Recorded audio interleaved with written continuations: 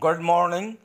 सभी दर्शकों का सक्सेस ग्रुप में बहुत बहुत स्वागत है। आज है 22 जुलाई, दिन बुधवार। आप देश के किसी भी कोने में रहते हों, कोई भी व्यवसाय करते हों, चाहे आप व्यापारी हों, गवर्नमेंट सर्वेंट हों, प्राइवेट सर्वेंट हों, किसान हों, मजदूर हों, देश दुनिया की महत्वपूर्ण खबरों को जानने के लिए आप हमारे साथ जुड़िए। सुबह की चाय पीते पीते 10 मिनट में सभी महत्वपूर्ण खबरें आपके सामने होंगी। आपको ना तो न्यूज़पेपर की ज़रूरत होगी, ना टीवी की ज़रूरत होगी। और दूसरी बात, ये खबरें आप कहीं भी किसी भी समय, जब भी आपको समय मिले, देख सकते हैं और अपडेट रह सकते हैं। तो चलिए वीडियो शुरू करते हैं। और हाँ, अगर किसी तरह का कोई सुझाव हो तो कमेंट करके ज़रूर बताइएगा। तो चलिए शुरू करते हैं प्रमुख खबरों से। तो आज की पहली खबर देश की राजधानी दिल्ली से। दिल्ली के मुख्यमंत्री अरविंद केजरीवाल ने दिल्ली वासियों को बहुत बड़ा तोहफा दिया है। अब राशन कार्ड धारकों को उनके घर पर ही राशन मिलेगा और इसे कैबिनेट ने मंजूरी दे दी है। दूसरी बात, गेहूं के बदले अब आटा मिलेगा। आटा, चावल, खाद्यान्न के पैकेट घरों तक पहुंचाए जाएंगे। हाँ, अगर कोई दुकान पर जाकर के खाद्यान्न लेना चाहे तो वो जाकर ले सकता है, अन्यथा सबको घरों तक पहुंचाया जाएगा खाद्यान्न। दूसरी महत्वपूर्ण खबर भी दिल्ली से ही है। कोरोना के एक्टिव केस मात्र 15,000 रह गए हैं और रिकवरी रेट 84% हो गया है। यद्यपि कुल केसेज की संख्या 1,23,000 है, लेकिन एक्टिव केसेज मात्र 15,000 रह गए हैं। और इसकी वजह बताई जा रही है कि पर डे लगभग 1.5 लाख तक की टेस्टिंग दिल्ली में हो जा रही है, जबकि भारत का जो औसत है वो 63% है। तो ये दिल्ली की बहुत बड़ी उपलब्धि है। कोरोना वैक्सीन को लेकर एक बहुत ही अच्छी खबर आ रही है। दुनिया भर के देश कोरोना वैक्सीन बनाने में जुटे हुए हैं।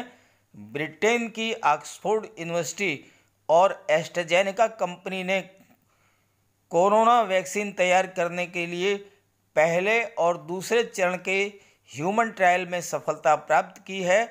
अब इसका तीसरा ह्यूमन ट्रायल बाकी है और ये संभावना व्यक्त की जा रही है कि साल के अंत तक या 2021 के शुरू तक ये वैक्सीन मार्केट में आ सकती है। N95 मास्क को लेकर सरकार ने एडवाइजरी जारी की है। क्या N95 मास्क सुरक्षित हैं? तो सरकार ने चेतावनी दी है कि N95 मास्क सक्षम नहीं है वायरस को रोकने में। सरकार के द्वारा बताया गया है कि इसके स्थान पर सूती कपड़े के बने हुए मास्क पहनना ज़्यादा सुरक्षित है। इसलिए बाहर निकलने से पहले सूती कपड़े से बने हुए मास्क को पहने। N95 मास्क से कोरोना से सुरक्षा नहीं मिलती है। केंद्र सरकार अब सरकारी बैंकों की संख्या घटा करके केवल 5 करने जा रही है और विलय के स्थान पर निजीकरण को बढ़ावा दिया जाएगा। इसी के साथ साथ केंद्र सरकार ने चीन को बहुत बड़ा झटका दिया है और इस हफ्ते नया नियम लागू किया है। विक्रेताओं के लिए जो भी इलेक्ट्रॉनिक्स प्रोडक्ट्स हैं उन पर कंट्री ऑफ ओरिजिन लिखना अनिवार्य कर दिया है। तो इससे जो भी खरीदार है वो ये जान जाएगा कि कहाँ पर इसका निर्माण हुआ है, और अगर वो नहीं खरीदना चाहता है तो वो इनकार कर सकता है।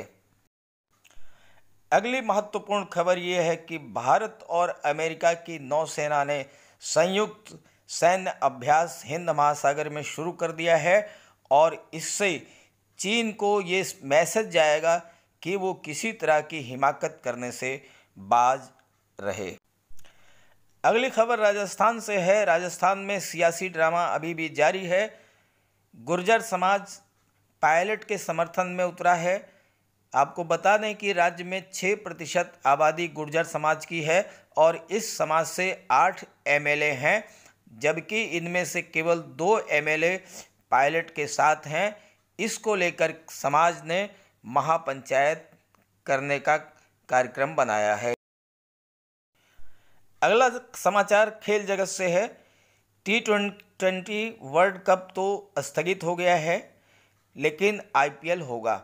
आईपीएल के चेयरमैन ब्रजेश पटेल ने कहा है कि इसका आयोजन यूएई में होगा और यह आयोजन केंद्र सरकार की अनुमति के बाद नवंबर में किया जा सकता है। मौसम बरसात का हो और बाढ़ ना आए, ये तो संभव ही नहीं है। बिहार में कोसी और गंडक नदी उफान पर हैं। कई जिलों में तबाही मचा रखी है। पश्चिमी पूर्वी चंपारण, गोपालगंज, वैशाली, सीतामढ़ी और दरभंगा में अलर्ट जारी किया गया है। ऐसे ही उत्तर प्रदेश में भी बाढ़ का खतरा मंडरा रहा है।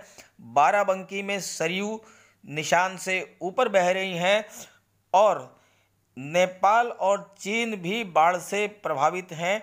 नेपाल में बाढ़ से 8 लोगों की मौत हो चुकी है और चाइना में 30 लाख लोग बाढ़ से प्रभावित हैं। इसी के साथ आपको बता दें कि बिहार के सुपौल में भारत नेपाल सीमा पर नेपाली नागरिकों ने बांध तोड़ दिया है और बांध को तोड़ने से बिहार में बाढ़ की स्थिति और गंभीर हो गई है। 13 राज्यों के दर्जनों यूनिवर्सिटीज़ के छात्र सुप्रीम कोर्ट पहुंच गए हैं। उन्होंने ग्रेजुएशन और पोस्ट ग्रेजुएशन फाइनल ईयर परीक्षा पर रोक लगाने के लिए याचिका दायर की है। उनका कहना है कि पिछले 5 सेमेस्टर के प्रदर्शन को और आंतरिक मूल्यांकन के आधार पर डिग्री दी जाए। कोरोना के चलते अमरनाथ यात्रा को रद्द कर दिया गया है। पहले ये यात्रा 23 जून से प्रस्तावित थी, बाद में इसे बढ़ा करके 21 जुलाई किया गया है और ये यात्रा 42 दिन चलने वाली थी, लेकिन अब इसे रद्द कर दिया गया है। आपको बता दें कि मध्य प्रदेश के राज्यपाल लालजी टंडन जी का निधन 85 वर्ष की अवस्था में 21 जुलाई सुबह 5 बजे हो गया है।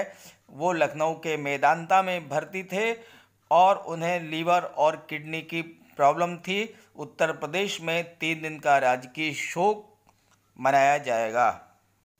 लॉकडाउन की बात करें तो सिक्किम में राज्यव्यापी लॉकडाउन 27 जुलाई तक बढ़ा दिया गया है और अब ये लॉकडाउन बहुत ही कड़ाई से लागू किया गया है और 27 जुलाई तक चलेगा। सचिन पायलट की बात करें तो ऑनरेबल हाई कोर्ट से पायलट खेमे को राहत मिली है। 24 तारीख को हाई कोर्ट का फैसला आएगा और स्पीकर 24 तारीख तक कोई कार्रवाई नहीं कर सकते हैं। कोर्ट का फैसला ही ये तय करेगा कि पायलट की किस्मत क्या होगी। उत्तर प्रदेश के हाई स्कूल से इंटर के छात्रों के लिए बहुत अच्छी खबर निकल कर आई है। माध्यमिक शिक्षा बोर्ड ने हाई स्कूल और इंटरमीडिएट के पाठ्यक्रम में 30% की कटौती कर दी है और सभी स्टूडेंट्स ये विभाग की वेबसाइट पर जाकर ये जानकारी प्राप्त कर सकते हैं कि अब उनका नया सिलेबस क्या है, क्या क्या पढ़ना है, क्या क्या तैयारी करनी है। इन सब की जानकारी विभाग की वेबसाइट पर उपलब्ध है। माध्यमिक शिक्षा बोर्ड शिक्षा परिषद उत्तर प्रदेश की वेबसाइट पर जा कर के वो जानकारी प्राप्त कर सकते हैं कि उनका सिलेबस अब कितना रह गया है। वहीं आपको बता दें कि कोरोना काल में रियल हीरो रहे फिल्म इंडस्ट्री के अभिनेता सोनू सूद एक बार फिर से चर्चा में हैं और वो एक बार फिर से नेक काम करने जा रहे हैं।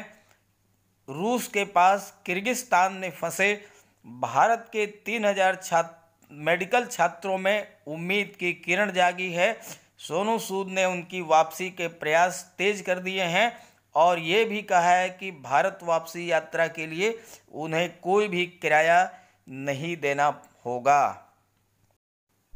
एलएसी की बात करें तो भारतीय नौसेना के पनडुब्बी रोधी युद्धक विमान को एलएसी पर निगरानी करने के लिए पूर्वी लद्दाख में तैनात किया गया है और वहीं डीआरडीओ द्वारा विकसित ड्रोन को भी लद्दाख में तैयार किए जाने की बात चल रही है और इसे भी बहुत जल्द लद्दाख में तैनात कर दिया जाएगा सीमा की रखवाली के लिए। आपको ये भी बता दें कि बिहार में बाढ़ और बरसात के कारण स्थिति बहुत ही गंभीर हो गई है। बिहार के 4 जिलों में बिजली गिरने से 10 व्यक्तियों की मृत्यु हो गई है और सरकार ने इनको 4 लाख रुपए प्रति व्यक्ति मुआवजा दिए जाने का ऐलान किया है। अंत में एक नज़र डाल लेते हैं कि गोल्ड और सिल्वर के प्राइसेस क्या रही हैं। तो सोने के रेट 49,900 रुपये प्रति 10 ग्राम और चांदी के रेट 54,000 प्रति केजी रहे हैं। तो ये थे प्रमुख समाचार। वीडियो अच्छा लगे तो लाइक करके इसे ज़्यादा से ज़्यादा शेयर कर दीजिएगा और मेरे चैनल को सब्सक्राइब कर लीजिएगा। Okay, thank you.